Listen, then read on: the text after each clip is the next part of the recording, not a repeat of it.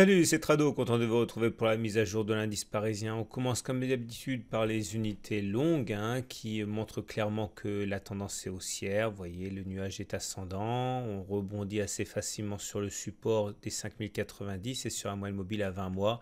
Maintenant, vous le savez, ça fait 2 mois qu'on est sous l'effet d'un turtle soup ici. Le turtle soup est un signal qui est très intéressant à suivre, qui donne véritablement un avantage à ceux qui décident de lui accorder de l'importance. Et vous voyez que depuis que le turtle soup a été déclenché, eh bien, on a enchaîné un mois de baisse, puis le deuxième mois commence, le mois de juillet commence vraiment très très mal. Heureusement, on peut avoir du support sur un moyenne mobile à 20 mois qu'il faudra voir tenir pour maintenir quand même un certain confort dans la tendance haussière, mais pour l'instant, rien d'inquiétant, on va dire, pour les données mensuelles qui sont toujours haussières. Les données hebdomadaires également sont toujours relativement satisfaisantes. On est dans le nuage, on l'a déjà dit, c'est pas, ça date de la semaine dernière, on est rentré dans le nuage, ce qui veut dire qu'on est en tendance neutre. Là aussi, on paye globalement le prix d'un signal baissier qui était la vague de Wolf, 1, 2, 3, 4, 5. Et avec la possibilité d'aller chercher la zone ici en grise, qui est une zone de support sur laquelle on a déjà rebondi à plusieurs reprises. Et il demeure que le nuage commence à s'aplatir de plus en plus. On est sans tendance parce qu'on est dans le nuage, mais on institutionnalisera, on va dire, on formalisera la tendance neutre si le nuage continue comme ça de naviguer à plat. En tout cas, la tendance n'est pas baissière, elle est neutre. On va terminer avec les unités journalières comme d'habitude, et ces unités journalières indiquent plusieurs choses. La première des choses, c'est qu'on réagit vraiment de manière épidermique aux nouvelles à présent. Alors les nouvelles en question sont celles qui ont été encore une fois qui sont venues des États-Unis, avec notamment Monsieur Trump, qui a accusé l'Union européenne d'être en fait aussi dangereuse que la Chine, et il envisageait donc de prendre également des mesures assez fermes. En même temps, la zone de l'Union européenne fait état d'un ralentissement de l'activité économique. C'est pas bon. C'était le pire moment sans doute pour voir l'euro repartir à la hausse, ce qui pénalise les entreprises exportatrices dans un contexte de guerre commerciale, et le pétrole qui s'est également affaissé, qui a pénalisé les pétrolières de la côte. Donc on a eu véritablement un ensemble d'éléments assez négatifs, et tout ça a fait suite à un gap baissier né de la séance calamiteuse au Japon avant l'ouverture des marchés lundi, qui avait déjà perdu moins 2%. Donc du coup, effectivement, on a ouvert avec un gap baissier, figuré ici en mauve, et on est vraiment à l'extrême limite de la zone de support ici, qui est travaillée de plus en plus férocement par les baissiers. Vous voyez la mèche basse qui n'en finit pas de montrer les attaques contre cette zone orange de support. Pour l'instant, on arrive à préserver les 61,8% de Fibonacci. Ça fait quand même 3 séances qu'on enfonce, mais qu'on clôture au-dessus. Mais ça se joue vraiment sur l'épaisseur du trait maintenant. On avait eu un signal assez encourageant, c'était vendredi, avec une réintégration au-dessus de la moyenne mobile à 7 jours. Et généralement, quand on clôture au-dessus de la moyenne mobile à 7 jours, on va chercher la moyenne mobile à 20 jours. C'est comme ça que ça s'est passé. Par exemple, ici, vous voyez, on est repassé au-dessus de la M7. On est allé chercher assez mollement la M20. Ici, ça s'est fait de manière plus dynamique. On est repassé au-dessus de la M7, on est allé chercher la M20. Ou encore ici, on est passé au-dessus de la M7, on est allé chercher la M20. Bon, cette fois-ci, ça n'a pas marché, tant pis.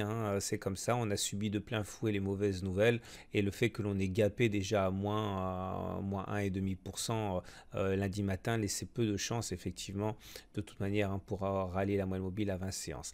En tout cas, ça c'est pour les unités courtes en données chartistes. On va remettre maintenant les Bollinger qui sont intéressantes aussi. Ces bandes de Bollinger nous montrent que la tendance maintenant est baissière, au regard non seulement du fait qu'on soit en dessous de la M20 qui descend, mais aussi parce que la Bollinger supérieure et la Bollinger inférieure se mettent en parallèle et elles baissent. Regardez, par opposition, ça c'était des parallèles haussières avec une tendance haussière. Là, on est en train de dessiner des parallèles baissières avec la possibilité donc d'envisager de nouveaux plus bas.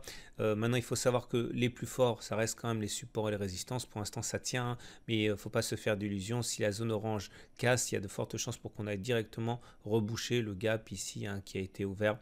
C'était le 5 avril. Donc, tendance baissière au regard de la M20, tendance et phase baissière au regard des bandes de Bollinger. Le chandelier du jour s'appelle une fenêtre baissière en terminologie japonaise, hein, c'est-à-dire qu'en fait clairement qu'on prenait un gap dans une tendance baissière et généralement c'est un signal qui est négatif. Vous remarquez, bon, heureusement la bougie du jour est verte, là ça relativise un petit peu cet impact, mais à titre personnel j'irais un petit peu, enfin je me demanderais un petit peu plus s'il s'agit d'un gap commun ou d'un gap de continuation. Si c'est un gap commun, il sera rebouché très vite, hein, sans doute demain ou après-demain. Il n'aura pas de signification particulière. Par contre, si c'est un gap de continuation, on risque d'aller beaucoup plus bas puisque c'est le signal que la baisse va s'accentuer. On verra. Les indicateurs techniques également sont mal orientés. MACD sous son signal, momentum sous 0, RSI sous 50. Heureusement, le MACD donne un petit signal aussi ici, mais on ne dirait pas que ça fonctionne très très fort pour l'instant. Et le RSI en situation de divergence haussière, hein, c'est-à-dire qu'il n'a pas fait de plus bas pendant que les cours ont fait des plus bas. C'est un signal d'alerte haussière. Donc beaucoup de choses à mettre en place. Et on va terminer avec l'Ishimoku, que voilà. Et l'Ishimoku nous montre que la tendance elle est neutre, hein, puisque pour ce critère de l'Ishimoku, vous voyez le nuage a twisté, ça a mis fin à la tendance haussière, mais la SSB n'est pas véritablement descendante, le nuage n'est pas vraiment descendant, il est un peu à plat, donc pour l'instant on préserve les espoirs, surtout que si les cours sont passés en dessous du nuage, la lagging span elle ne confirme pas le passage sous le nuage, donc on préserve l'espoir d'une tendance neutre sur le CAC 40. Tout ça pour dire quoi? Comme d'habitude, je fais la synthèse sur mon site, mais à titre personnel, je considère que globalement, on est encore, au regard des différents systèmes de tendance, on est de neutre à baissier. Tant que l'on ne clôture pas en dessous de la zone orange, on peut préserver l'espoir d'une reconquête haussière, d'un rebond technique. Si on clôture sous la zone orange, à mon avis, on va aller chercher le niveau suivant de Fibonacci, à savoir les 78,6% de la hausse préalable. Voilà. Il ne reste plus qu'à regarder les données horaires, comme d'habitude. Voilà ce que j'ai pour la séance de mardi. En tout cas, au-dessus de 5267, il y a 40 points éventuellement à viser jusqu'à 5302. En dessous de 5247, il y a une trentaine de points à viser pour aller chercher 5216. Au milieu, je ne prendrai pas position. Si j'ai une position, je la laisserai éventuellement courir, mais je ne prends pas de position là puisque c'est une zone de support où il peut se passer à peu près n'importe quoi, hein. Voilà, je vous souhaite une très bonne journée. Je vous dis à demain pour la mise à jour.